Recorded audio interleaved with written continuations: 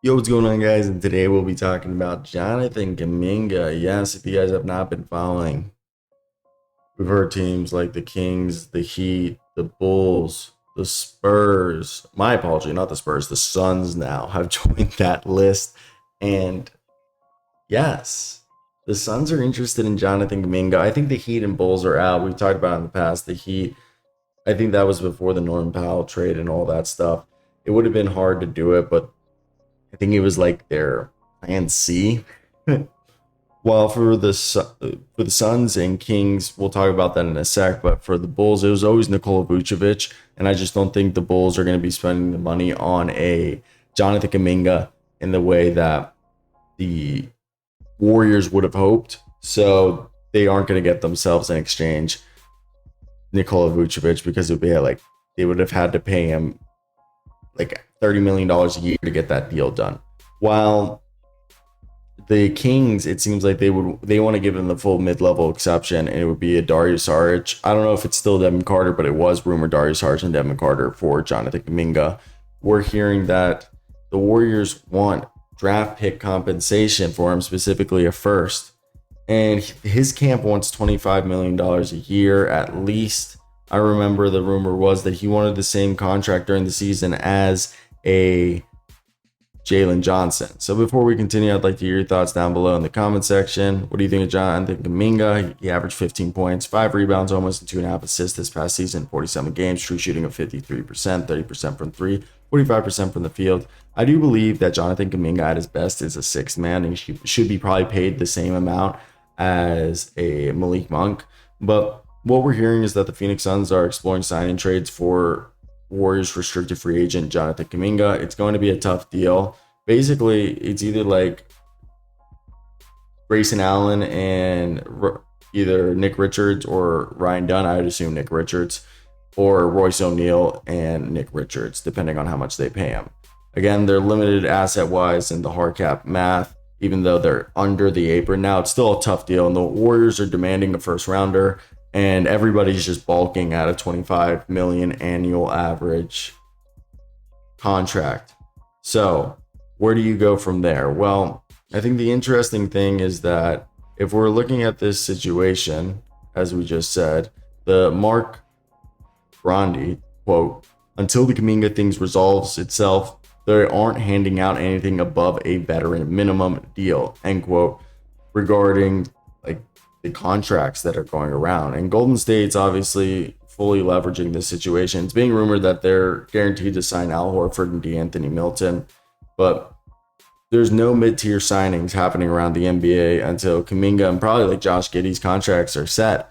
And that's something that's hurting them. And we're seeing that with Cam Thomas, and the rest of the restricted free agent class. Quinn Grimes is another one who is probably sitting here mad as all hell because, as I mentioned, Kuminga, Cam Thomas, Josh Giddey, Quinn Grimes are all waiting, and agents are looking at cap type teams and hoping someone's going to blink as we approach training camp.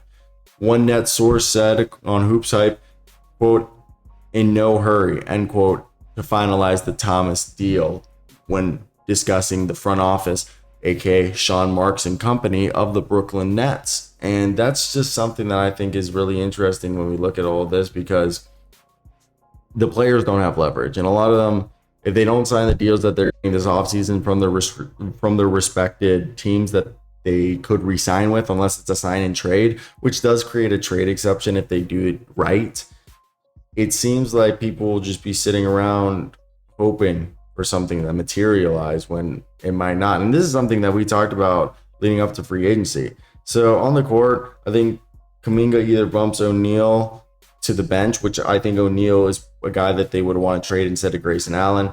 He's a guy who does add some on-ball slashing, a guy who can cut, who is an all-right defender, has some abilities to be a scorer, like a 20-point per game scorer.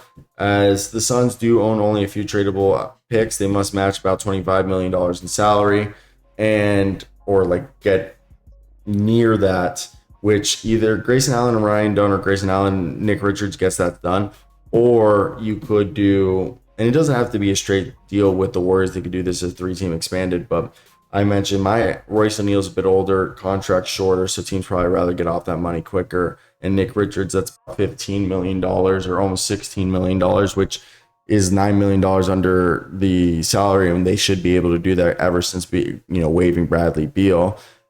Then that allows you to get that deal done. And we mentioned the Warriors are able to wait. The Suns probably need to make a decision if they're going to do something like this before camp. And as we said, let's say I'd rather trade Royce O'Neal and you keep Grayson Allen. You have now Devin Booker, Jalen Green, Dylan Brooks, Jonathan Kuminga, Mark Williams, Nick Richards. Well, in this deal, we trade Nick Richards, Osi Iguodala. Come on, we'll watch. If you can get Gary Payton the second, you have Gary Payton the second and Colin Gillespie off the bench. Rasheer Fleming, Nigel Hayes Davis, Kobe Ray, CJ Hunley in terms of rookies. Grayson Allen, you have a two-way on Isaiah. I think they gave Isaiah Livers a normal deal. Ryan Dunn, and right there, having Kuminga's, you replace O'Neal, 9 point per game scorer, 5 rebounds per game, 2 assist guy with a almost 15 point per game scorer with 5 rebounds and 2 assists as well. Maybe not as good as a shooter, but you have Dylan Brooks there now. You still have Grayson Allen. You have Ryan Dunn. Like, this team gets better defensively, gets better shooting wise. Yeah, it might be a little bit of a logjam when you talk about like moving the ball, but you're raising the ceiling. And as I said, Royce O'Neal, Nick Richards for Jonathan Kuminga, Gary Payton II. Gary Payton II will probably be a 3-year veteran minimum, because if you do a sign trade, it has to be at least a 3-year deal. They do probably not the DeAnthony Milton special, the Shake Milton special that we saw when the Knicks traded him to the Brooklyn Nets, and then now the Brooklyn Nets traded him to the Lakers, and he's on the Lakers. So that's something you could see right there. I don't think it's too crazy, but I'd like to hear your guys' thoughts down below in the comment section. What do you think of this deal, and why? Are you guys in agreement with me? I do think it's something rather interesting, because as we look at this situation, it's a huge one. It's an elephant in the room that, like, what's going to happen to Kuminga? And Mark Stein was the one that brought this up, saying that the Phoenix is the latest team that has expressed exploratory interest in a Jonathan Kuminga sign and trade. Obviously, it's a challenging deal, but if they could do it. But we know that his agent, Aaron Turner, has been holding numerous discussions. I knew somebody who went to meet and talk with them while they left, and they're like, I got to go meet JK's camp. And even if it's a short-term deal, they're cool with at least a $25 million average annual salary.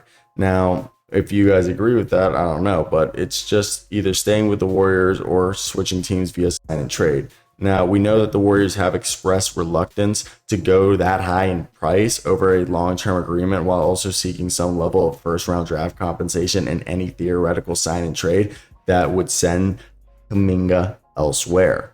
So, as we wrap this up, thank you for watching if you made it to the end. Let me know what you guys think of this mic situation, as it's kind of like my travel setup that I'm testing out. But that's basically going to be it. Hit that like and subscribe button if you haven't already. Cheers. Goodbye. Ciao.